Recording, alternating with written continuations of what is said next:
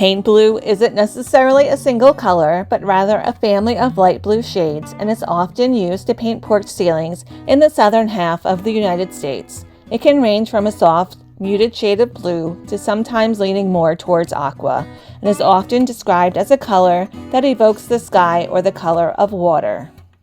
It is possible the name Haint was derived from the word haunt, but it has its own meaning and complicated cultural context. A haint is a restless ghost who has not left the world but has remained behind to haunt the living with trickery that is often harmless but sometimes more menacing in nature. Belief in Haints is widely thought to have originated with the Gullah Geechee people, who are descendants of Africans enslaved on cotton, rice, and indigo plantations of South Carolina, Georgia, and Florida. According to the author, Felder Rushing, in his book on the history of bottle trees, the word haint is actually derived from the early European roots, the verb hanter, meaning to stalk or inhabit. He dates the word to about 1330 and says the African-American word haint, used as a noun, was first recorded in 1843. Rushing has written numerous gardening and landscaping books and magazine articles, regularly contributes to Garden.com, and is a frequent lecturer at historical and horticultural societies across the country. Gullah folklore tells us that Haints were not able to cross water, so in order to prevent evil spirits from coming into homes, porch ceilings were painted a soft blue.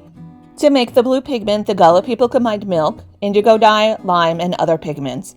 Many also believed the blue paint acted as a bug repellent because of the lime in the mixture, which can be a natural insect deterrent.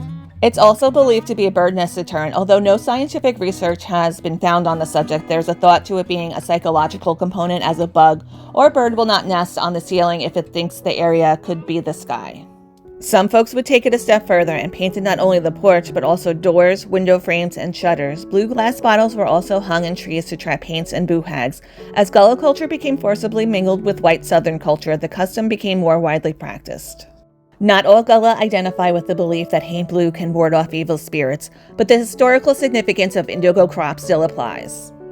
The indigo plant is a natural source of the bold blue color that's been prized for centuries across many cultures for its spiritual power and as a symbol of wealth. It was so valuable it earned the name blue gold, mostly due to the specific and strenuous process necessary to extract the dye from the indigo plant. The cultivation practices were used by numerous ancient civilizations. While the many enslaved Africans of the Low Country and their descendants believed in the protective power of haint blue, the cultivation of indigo as a cash crop in colonial South Carolina to produce the dye also significantly depended on labor from the 18th century transatlantic slave trade. In a terribly ironic twist, this blue dye itself contributed to the suffering of the Gullah people. The color believed to protect them from the dreaded haints also added to their misery in the antebellum South. Indigo production would decline in the Low Country after the Revolutionary War. The war disrupted exports to Britain, and the bounty offered by the British government to encourage indigo production expired.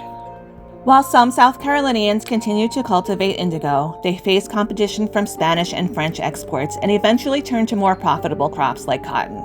The indigo trade nearly completely disappeared after the advent of synthetic blue dye in the mid-19th century. However, producing and using indigo dye in art and artisanal crafts has been reclaimed in a Gullah movement with the intent to strengthen the Gullah community's connection to their ancestors' African culture. Recently, there was a Haint Blue exhibition at the New York Artists' Equity Gallery that ran through the month of February 2025. Even at the 2025 Met Gala, with its exhibition theme of Superfine, Tailoring Black Style, had prominent celebrity guests paying tribute to the blue hue and its cultural significance. The focus was on the history and influence of the black dandy in Western fashion, exploring how clothing has been used as both a tool of oppression and a symbol of resistance and pride. Actress Lupita Nyong'o wore the color from head to toe. She paired her light blue suit with a bold floral accent and a flat-topped hat. Stranger Things actor Caleb McLaughlin wore a suit with Haint blue gloves and accessories. Rapper and singer-songwriter Shabuzi showed up in a black moire suit with over 3,000 turquoise beads and nearly 3,000 black Swarovski crystals strung on chains. He topped off the look with turquoise details added to his grill.